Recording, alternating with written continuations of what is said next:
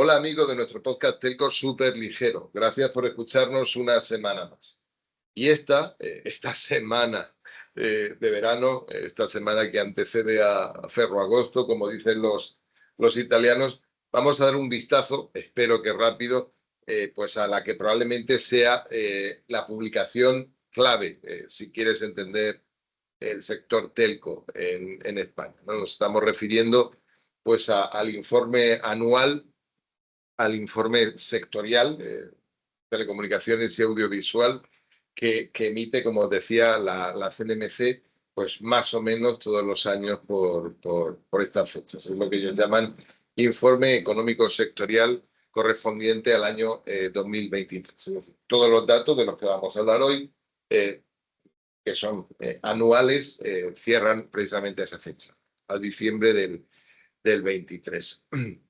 Este informe está basado en la serie anual de estadísticas que publica también la CNMC pues en su sitio web dentro de la zona específica de estadísticas y que, como sabéis, incluye también series trimestrales y mensuales, ¿vale? Pero incluye también información proveniente de otras, pues para hacer comparaciones internacionales, pues la OCDE o incluso pues para iluminar determinados aspectos, eh, digamos que otra serie paralela que es el panel de hogares. De todas ellas hemos hablado en alguna ocasión aquí, pero hoy no os quiero contar el contenido del informe, ni os quiero hacer un resumen, ni os quiero dar una visión por alto, ¿no? Si queréis hacer eso, lo mejor es que vayáis y que le deis un vistazo al informe, cosa que no podéis esquivar de ninguna de otras maneras, ¿no? Lo que quiero compartir con vosotros son pequeñas pepitas de oro, pequeños joyas, ¿no? Las joyas más hermosas de este botín de datos, ¿no? Que es en realidad el informe sectorial, ¿no? Porque incluye datos que no vamos a volver a ver, por lo menos durante un año, y que tienen como exclusivo origen esto. Es decir, insisto, es como si estuviéramos en la cueva de Alibaba y pudiéramos escoger, ¿no?, cuáles son nuestras joyas favoritas, ¿no?, pues para contemplar. Y sabiendo que no volveremos a verlas hasta dentro. Así que tomádoslo así, tomádoslo como una pequeña excursión, ¿no?, para saciar nuestra curiosidad estadística. Insisto, si queréis entender de verdad el sector, tenéis que leer este informe y probablemente pues os pueda ayudar con gráficas, digamos que temporales, que son más fáciles de seguir, pues nuestro barómetro telco, que como sabéis se publica de manera trimestral, y esta es probablemente la principal, de las fuentes de las que, ¿no?, me refiero a las series mensuales y trimestrales, no a las anuales. Así que, si os parece, vamos a tratar de dar ese vistazo rápido que os decía, sobre esos datos, ¿no?, sobre esas joyas estupendas, ¿no?, que pensamos que hay en el informe y que, bueno, no están, digamos, están a la mano pues el resto del año y que por lo tanto pues conviene recordar. Y como son series anuales, como digamos que tenemos un solo dato por año, pues nos alejan bastante, ¿no?, de esa inmediatez que andamos buscando pues en las series mensuales o incluso en las trimestrales, ¿no? Pero sí, a cambio, nos permiten tener una visión de más largo plazo, una perspectiva, si queréis, más agregada, ¿no?, que nos permite jugar a identificar cómo van viniendo y yéndose las olas en una industria que todavía está muy influida por la tecnología, ¿no? Y la tecnología, bueno, pues cuando aparece una nueva tecnología, produce una ola de cambio. Existo en una industria como la nuestra y vemos cómo esa ola crece y probablemente pues se acabe retirando y sea sustituida por otra. Hasta ahora ha sido así, ¿no?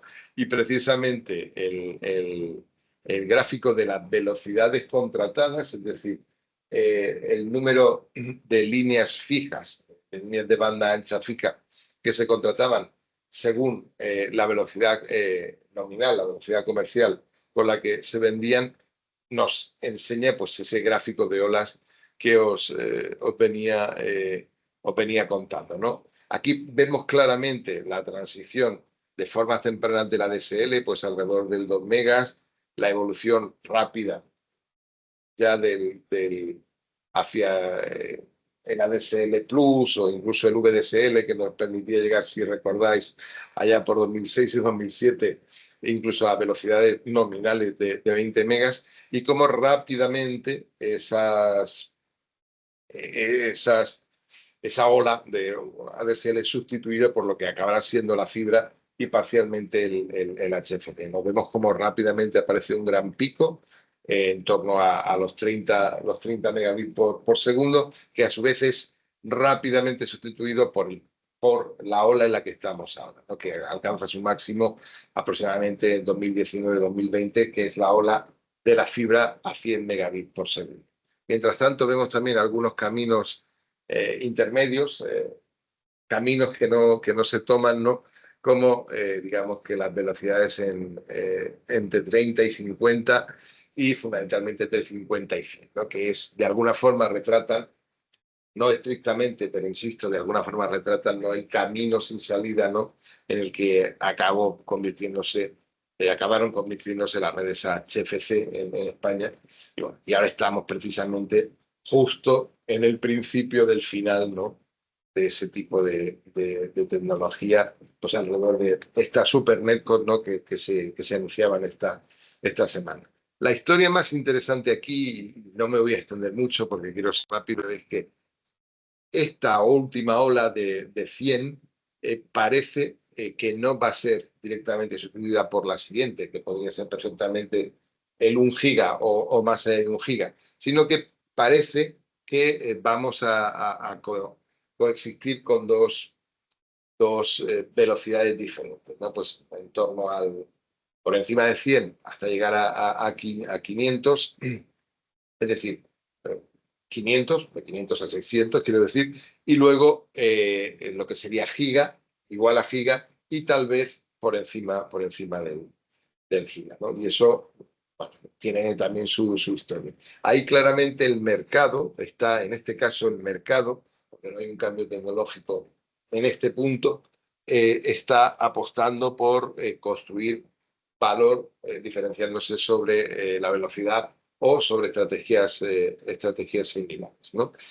Y bueno, pues esta es una novedad, ¿no?, que también nos cuenta mucho de la situación en la que nos encontramos ahora, de que la ola en la que estamos navegando ahora probablemente no sea como las demás, ¿no?, porque hay cosas subyacentes que parecen haber cambiado. De hecho, y este vuelve a ser otra pepita de oro, otra información que no vas a encontrar en ninguna parte, salvo la versión PDF del informe en este caso, podemos también ver la distribución por operador de la velocidad contratada, ¿vale? Y aquí podríamos dar muchas vueltas, ¿no? Pero claramente hay dos estrategias diferentes. Por una parte, está la estrategia de Telefónica, que tiene un 39,8, un 39%, un 39%, un 40% de sus clientes en velocidades de 1 giga o superior, frente al 4,1% que declaraba a cierre de diciembre tener el grupo más móvil en esa banda de velocidad. Es decir, tiene cada vez más clientes en velocidades más altas, porque la velocidad de entre 100 y 500, básicamente 100, pues Telefónica declara tener pues eso, cerca del 21%. Sin embargo, el resto de los operadores, todos los demás, eso incluye Orange, MásMóvil y Vodafone, siguen el camino contrario. Parecen apostar por las velocidades bajas, las velocidades de 100 megas o entrada. Aquí el líder en ese valor es Orange, que tiene el 54,5% de sus clientes en esa banda de velocidad, frente al 21 que tiene Telefónica, y es prácticamente el mismo valor que tiene el grupo MásMóvil, ¿no?, con un 53,5%.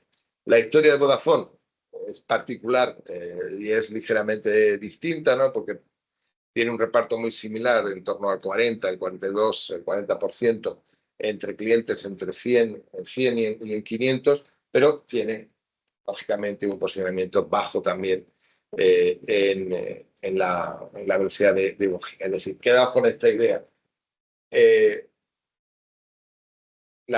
Digamos que la velocidad de 100 está transicionando hacia velocidades de 500 y las velocidades de 1 giga.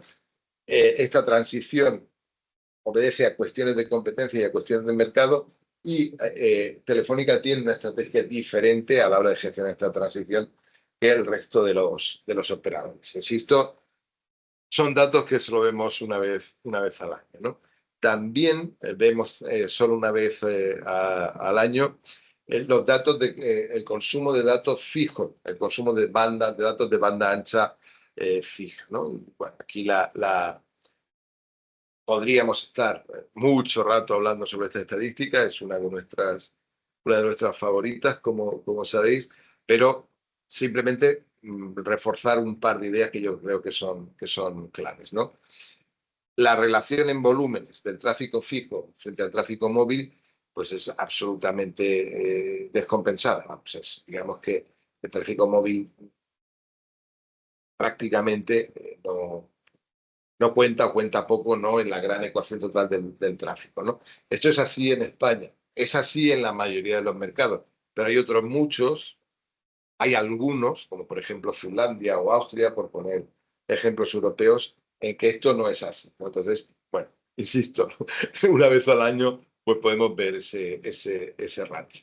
Y luego, si llevamos estas curvas agregadas anuales, ¿no?, al consumo promedio por acceso, tanto fijo como móvil, y mes, bueno, pues encontramos unos promedios que, digamos, están más cercanos a nuestras experiencias y podemos entender, ¿no? De hecho, para que os hagáis una idea y abundando en esa noción de que el consumo de datos es en España principalmente fijo, pues cada línea fija consumió durante el 23 de promedio durante todo el año, 338 gigas al mes, mientras que cada línea móvil, calculándolo de igual manera, consumió 12. Es cierto que hay muchas más líneas móviles que líneas fijas, pero como veis en la gráfica principal, digamos que el desbalance de tráfico sigue siendo enorme.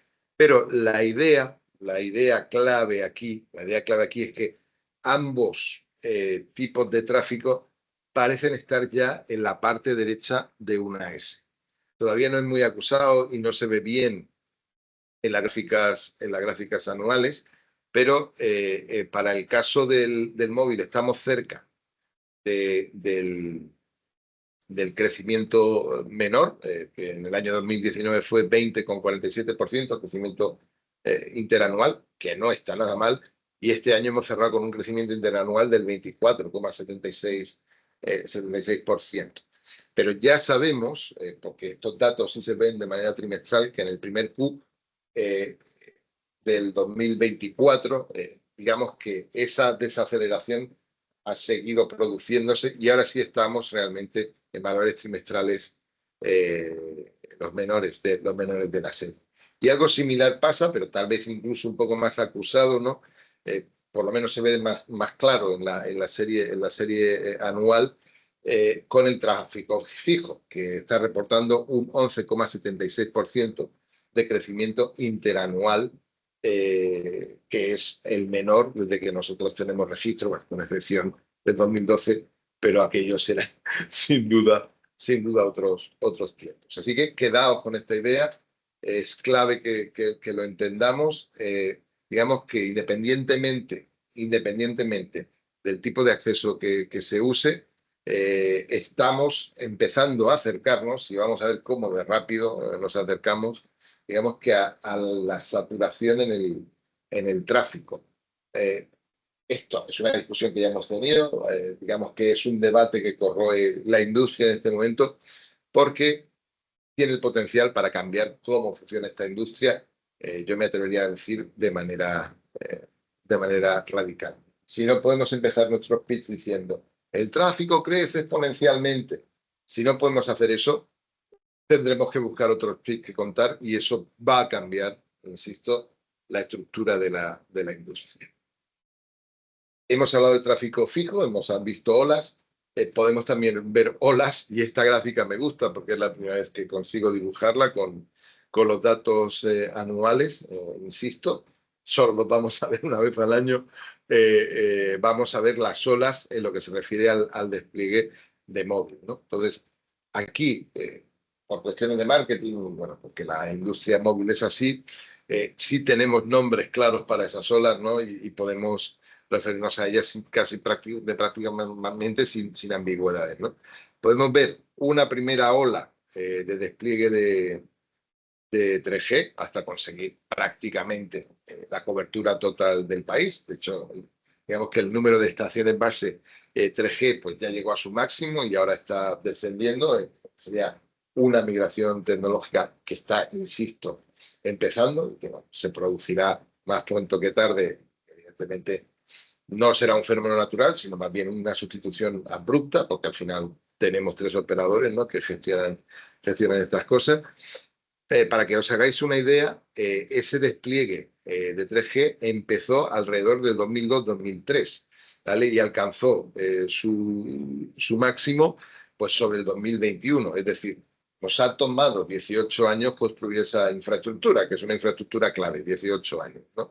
A partir de esa infraestructura, de hecho, básicamente usando la misma infraestructura física, ¿vale?, pues hemos desplegado, seguimos, de hecho, haciéndolo, una red 4G, ¿no?, que está, todavía no ha llegado a su pico, pero está prácticamente en él. El número de estaciones base 4G supera ligeramente el máximo que se alcanzó con las estaciones 3G, ¿vale? Y bueno, son los datos de este año, el 2023. Así que, si miráis la gráfica, podéis ver que del 2013 al 2023, bueno, dedicamos muchas de las energías de la industria móvil a hacer ese despliegue de 4G. Es decir, desplegar 4G nos ha tomado 10 años, frente a los 18 que nos costó desplegar 3G. Y ya empezamos a ver, 4 años después, ¿no?, pues cómo estamos empezando a desplegar 5G, ¿no?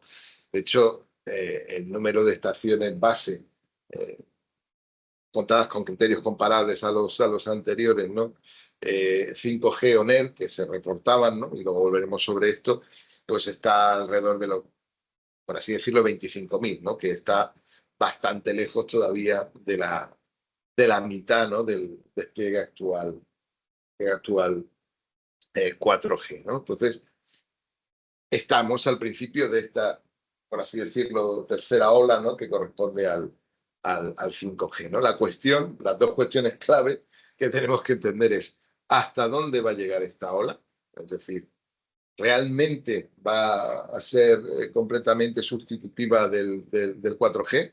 Bueno, iremos viendo. Hay bastantes escenarios, ¿no? Y relacionado con eso, ¿cuánto tiempo va a tardar en pasar eso? ¿Va a ser igual de rápido que el 4G? Bueno, ya veremos. ¿Va a ser parecida? Probablemente, ¿no? ¿Va a ser más lenta y volveremos a los 18 años del 3G? Bueno, la gráfica también es compatible, ¿no?, con ese tipo de escenario en este momento. Así que, bueno, esas son, digamos que las grandes dudas, ¿no?, que nos deja esta parte de infraestructura móvil, y que me encanta poder dibujar en forma de ola, ¿no?, y poder compartir con vosotros. Relacionado con esto, y esta es una nota al margen, si queréis algo para los auténticos conocers, el informe en la versión PDF también nos da la distribución de estaciones base 5G por operador, ¿no? Entonces, bueno, esto encaja más o menos con otras fuentes que nosotros estamos usando pues, para tratar de estimar esto, excepto en el caso de Telefónica, ¿no? Digamos que este reporte señala bastante menos estaciones ONER, ¿no?, que las que nosotros medimos básicamente con los datos de emisiones radioeléctricas que publica otro organismo, ¿no?, de la administración del Estado, ¿no? En cualquier caso, no varía la foto sustancialmente. Vemos claramente dos estrategias diferentes, 3 si queréis incluso, para el 5G, la de Orange y la de Movistar Telefónica, ¿no? Que, bueno, tienen un path claro y un camino y una velocidad en la que van avanzando. Vodafone, que despliega a una velocidad menor que estos otros dos jugadores. Y la tercera estrategia sería la de MásMóvil, que pues ya no es relevante porque desde este punto de vista forma claramente parte, ¿no?, del grupo Más Orange, ¿no? Pero recordad que la formación, la creación de Más Orange es algo del primer trimestre, ¿no?, del 2024. Así que está fuera del contenido, ¿no?, de este informe. Solo podréis ver estos datos, insisto, en la versión PDF del documento. Haciendo más zoom todavía sobre el 5G, encontramos también datos que no se ven habitualmente, ¿no? Hasta ahora, pues teníamos, digamos que los datos que publicaba exclusivamente, porque ahora ya Más Orange no lo hace, publicaba Orange respecto al número de clientes, de su base de clientes que de alguna forma podían utilizar 5G, pero aquí tenemos esa visión, insisto, a cierre de diciembre del 23, pues para los operadores principales y el grupo resto, ¿no?, que son fundamentalmente los OMVs y ahora Digi, que ya no es un OMV exactamente. Se podrían contar muchas historias, vamos a ir muy rápido. Básicamente quedamos con la idea de que en esa fecha había 13,61 millones de clientes que estaban usando o habían usado, es decir, eran usuarios activos de 5G. Eso supone un 25,25% de los usuarios activos de banda ancha móvil, ¿no? Entonces, bueno, pues digamos que ese es el nivel de penetración que, insisto, a diciembre la tecnología 5G había conseguido en España, ¿no? El 25,25% después de 4 años de despliegue, de comercialización. De nuevo, podríamos hablar de distintas estrategias. Quedamos con la idea de que el operador que reporta una mayor cantidad de clientes 5G como porcentaje de su masa de clientes es Orange, que estaba alrededor del 34%, con 4,33 millones de clientes activos 5G. Eso supera a los 4,2 que tenía Telefónica. Y en ese momento el grupo Otros, el grupo OMV, pues no tenía ningún OMV independiente, podía ofrecer 5G en ese momento. Esto ya sabéis que ha cambiado, ¿no?, de 8 meses, ¿vale? Contrasta bastante, ¿no?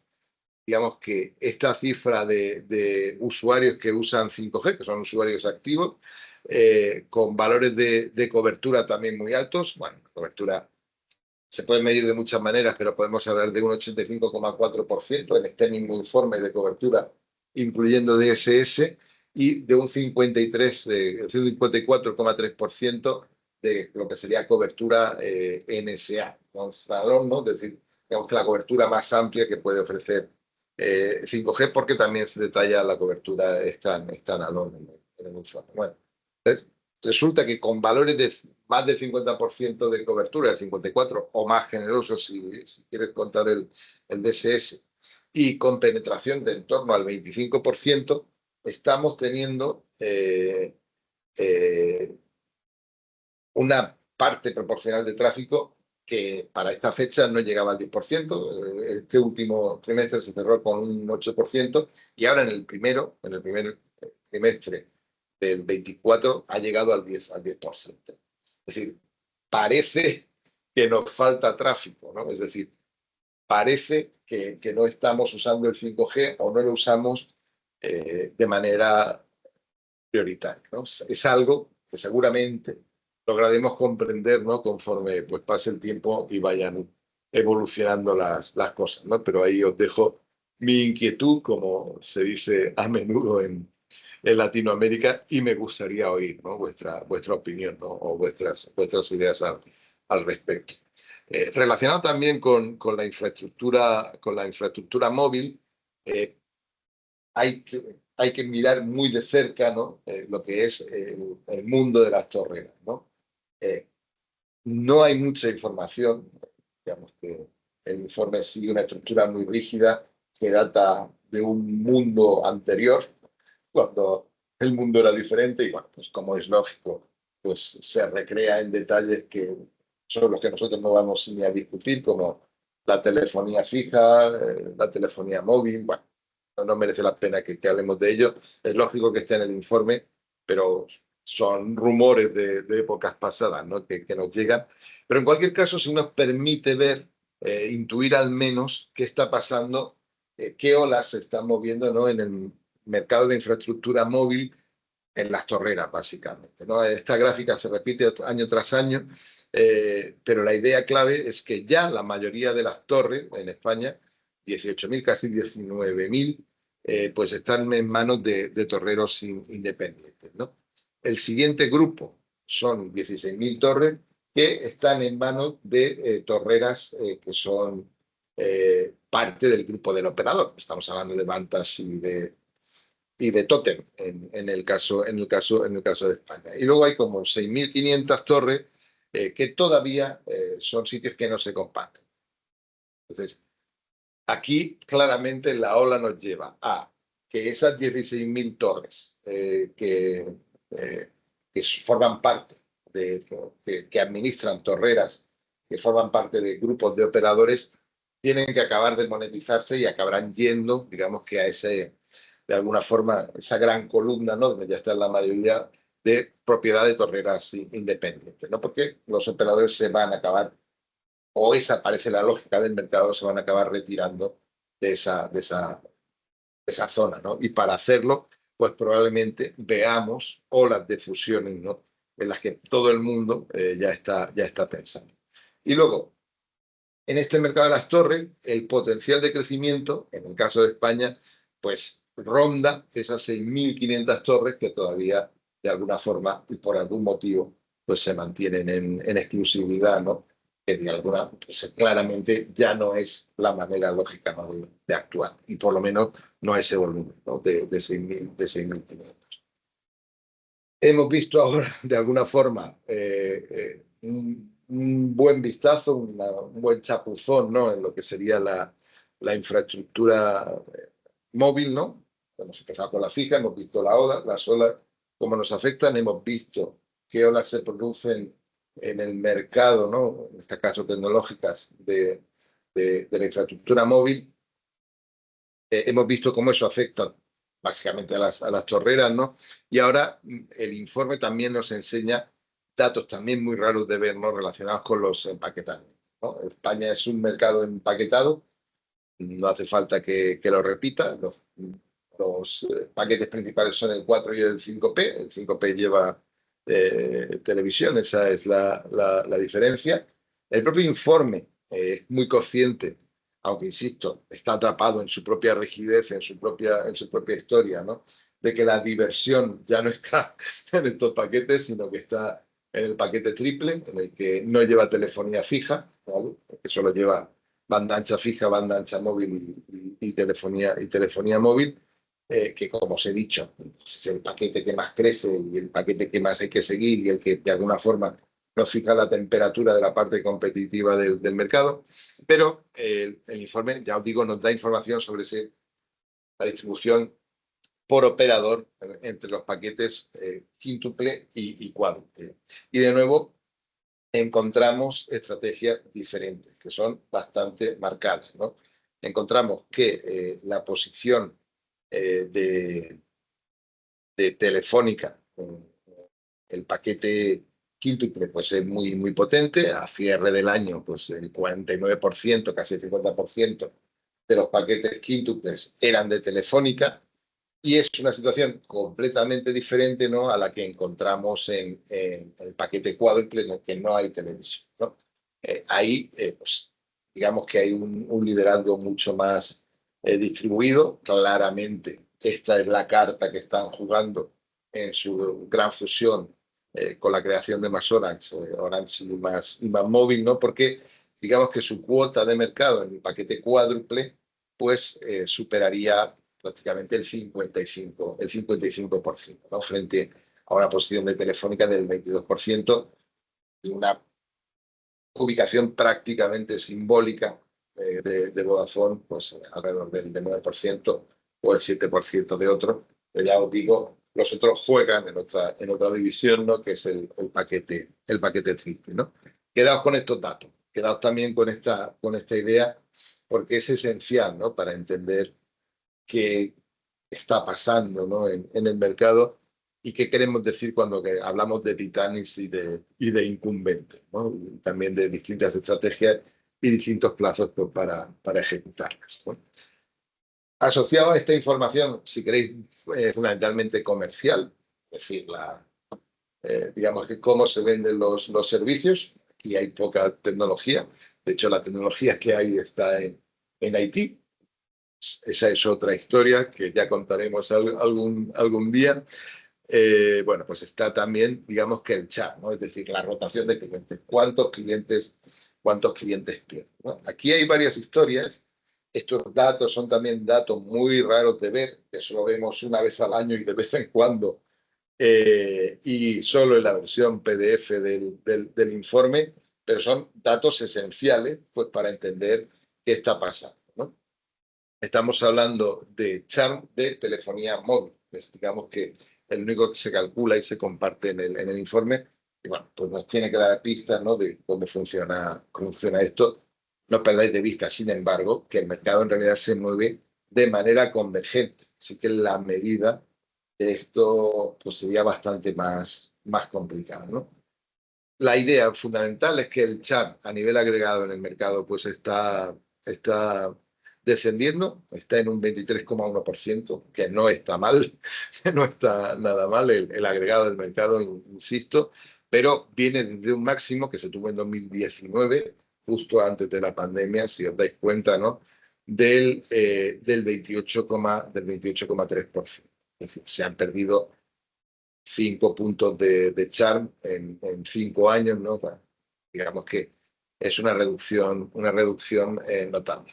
Pero la otra noticia también es que esta magnitud se distribuye de manera muy irregular. Hay jugadores como Telefónica que tienen un charm que está este año en el 15%, frente a otros como Vodafone, que es el que históricamente lo tiene más alto, o por lo menos de manera consecutiva, porque hay picos en los que lo superó más móvil, ¿no? Que ronda el 33%. Estamos hablando prácticamente del doble, el doble de Chan.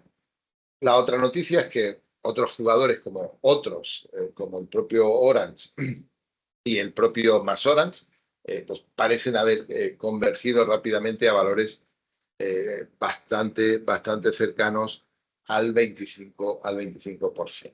¿Vale? Entonces, bueno, quedaos con estos datos y entenderlos, ¿no? Y esto también explica claramente, otros muchos, ¿no? Pues el distinto destino, ¿no? De los distintos operadores, pues, en el tablero de juego, ¿no? Español, ¿no?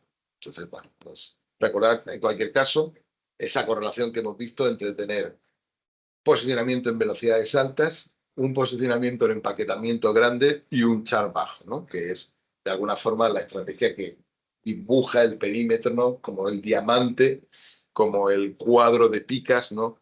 Del que no se va a mover Telefónica, ¿no? Y también es el cuadro de picas, ¿no? Que de otra manera, en otro sector, pues está también tratando de crear, digamos que la creación de más horas, ¿no? Entonces, bueno, pues, insisto, son datos que se ven muy de vez en cuando. Aquí hay un dato que os traigo, que os comparto, que es un poco friki, que es para frikis de la competencia, pero bueno, a mí me gusta seguirlo porque digamos que permite contar historias muy potentes que ya abordaremos otro día, ¿no? ¿Cómo se mide la concentración en un mercado? Bueno, pues los economistas suelen hacerlo con un índice que se llama HHI, ¿no? Ahora, a dos economistas alemanes cuyo nombre no puedo pronunciar, bueno, que lo definieron, ¿no? El HHI del mercado español en telefonía móvil, que es para el que se calcula, bueno, pues está bastante estable desde 2015, 2016, después de descender rápidamente.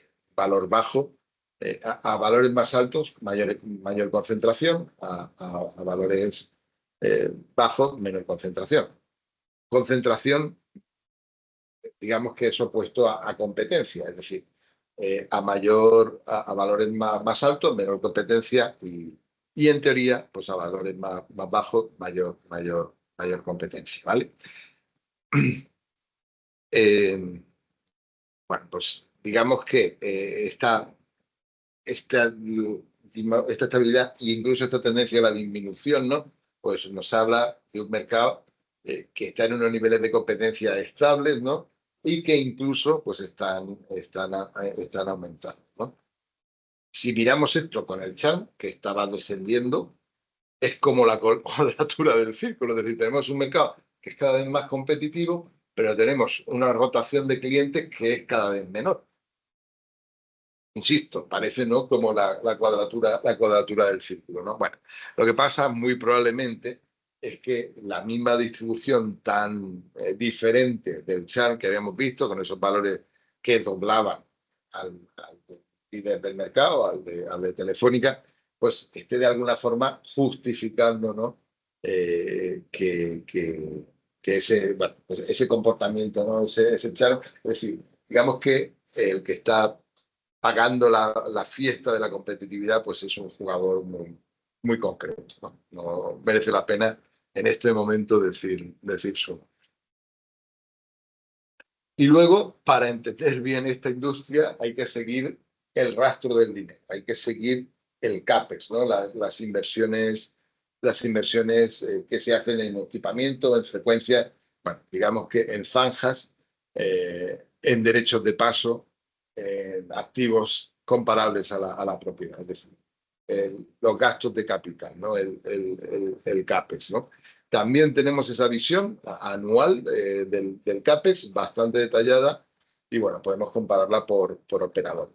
Aquí hay varias ideas. La primera es que la fuerza motriz del CAPEX de Telco en España pues es el CAPEX de Telefónica y que este es bastante estable entre subastas y pandemias y correcciones de las pandemias, ¿no? Pues es una cifra que se mantiene bastante estable, pues es de alguna forma como la marea, ¿no? Que lleva a los barcos o los saca del puerto, ¿no?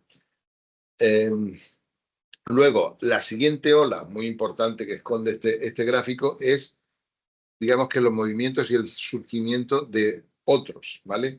Si a ese resto, a ese otros, les añadimos el CAPEX de Adamo, que aparece también detallado en nuestra gráfica, está claramente por encima y por primera vez del CAPEX de Telefónica. Es decir, podemos contar la historia de que los otros, que pueden ser tanto alternativos como fundamentalmente jugadores de infraestructura, que no salen fotografiados claramente en este informe, pues están de alguna forma cambiando quién está poniendo el CAPEX en el sector, ¿no? Y esto yo creo que es una historia muy relevante, ¿no? Que deberemos seguir, ¿no? Y luego, bueno, hay una tercera historia que está relacionada pues con el comportamiento, ¿no? de Vodafone, ¿no? Que desde el 2016 está claramente por debajo en niveles de CAPEX que podría ser su par, que es más horas, ¿no? De hecho, prácticamente,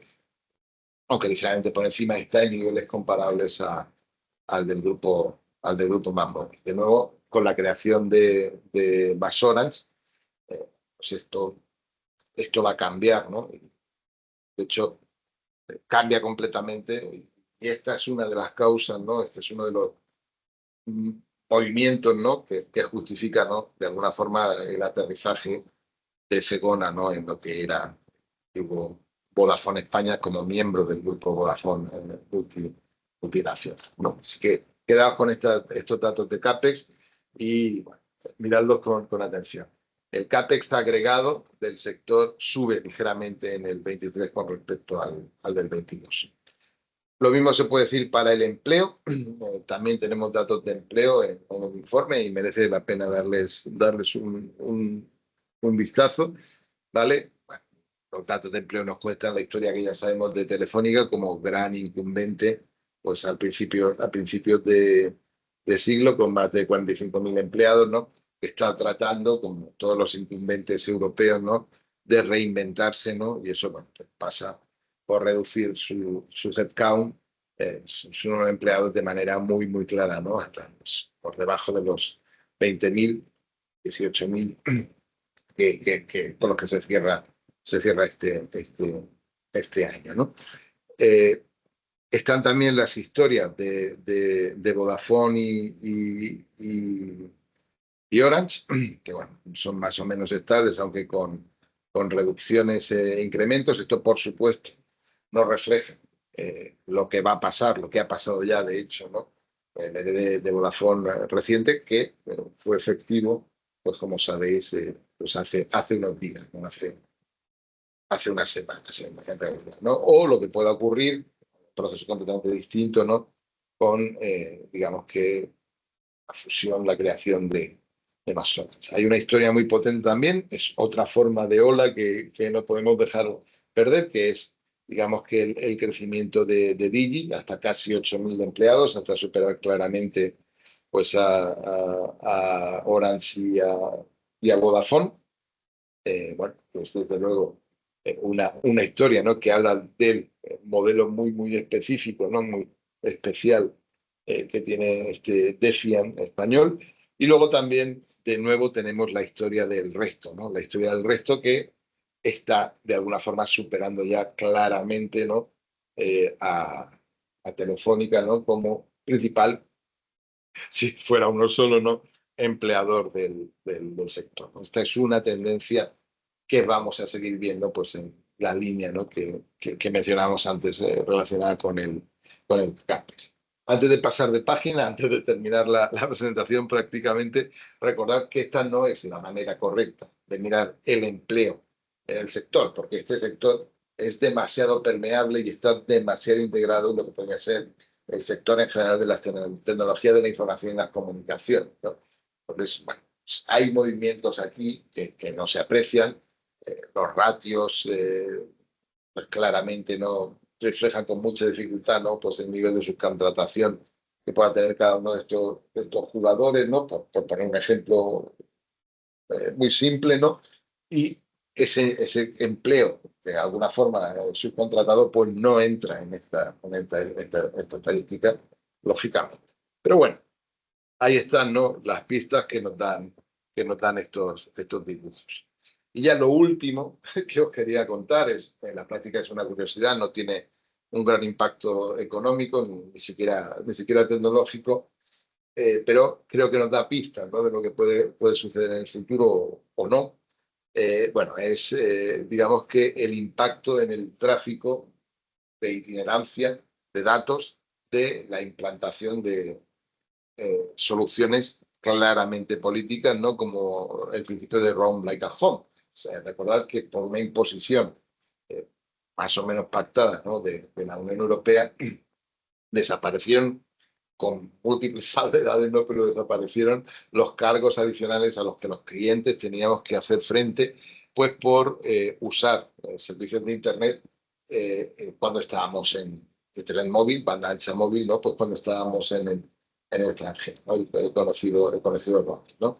Esto ya no es así, digamos que uno ya no tiene que preocuparse mucho por eso, y el impacto en volumen de tráfico pues ha sido exponencial, ¿no? Como era de esperar y como es lógico, ¿no? El tráfico, bueno, pues desde el 2018 hasta, hasta el 2023 pues se ha multiplicado prácticamente por 8. Una de las dimensiones estratégicas, ¿no? Que tiene toda la Unión Europea y todos los gobiernos europeos, y que es algo que compra la industria, ya veremos cómo, es la idea de que no existe un mercado único de servicios de telecomunicaciones. Y efectivamente, las evidencias señalan en esa línea. No existe ese mercado único, ¿no? Y una de las soluciones que se propone pues, para tratar de cambiar este mood, esta enfermedad telco, ¿no? Que de alguna forma arrastra el sector ya desde hace bastantes años, es conseguir crear ese mercado. Yo no sé si esto del Roam Like a Home es un ejemplo de lo que se puede llegar a conseguir, pero me gustaría pensar que sí lo es. Así que es un camino que me gustaría que recorriésemos. Pues es algo que tendremos que mirar de cerca y es una pequeña historia, un pequeño rincón, ¿no? del informe que os quería enseñar. Y esto es todo, no es poco, ya os digo, es un tesoro trové, es un botín, es como estar en la cueva de Alibaba, ¿no? Pues poder mirar este informe y bueno, pues probablemente me haya extendido más de lo que me gustaría, ¿no? Eh, Solo un par de ideas más. Tenéis que leer el informe, lo tenéis que leer vosotros y os tenéis que hacer vuestro propio resumen si queréis entender, ¿no? Qué es lo que está pasando y sobre todo qué es lo que va a pasar, ¿no? En el informe vas a encontrar datos que solo se ven ahí y que solo se ven una vez al año. Así que bueno, más vale que recordemos que están ahí porque seguramente los necesitaremos en el futuro. La idea esta de olas en la que tanto os he insistido, hemos visto la ola de los despliegues de móviles, el primero el 3G 18 años, el 4G 10 y después de 4 años con el 5G no sabemos muy bien hacia dónde nos dirigimos, ¿no? Hemos visto olas similares pues alrededor del despliegue FTTH y las velocidades de los usuarios, las hemos visto también en la infraestructura móvil, en el papel de las torreras, o las hemos visto incluso en el CAPEX, ¿no? del sector y el CAPEX de los operadores y cómo va cambiando de sitio. La idea es sencilla, de que entendamos cuáles son estas olas y cómo las vamos a coger y cuándo, pues depende el destino de la industria, ¿no? Y buena parte, ¿no? De la sociedad a la que finalmente pues esta industria sirve, ¿no? Y esto es todo lo que os quería contar en esta tarde de verano, ¿no? Y bueno, pues espero que os haya resultado interesante. Por favor, dadme pistas, ¿no? Para entender hacia dónde nos van a llevar esas olas y cómo tenemos que interpretarlas. Nos hablamos. Hasta luego.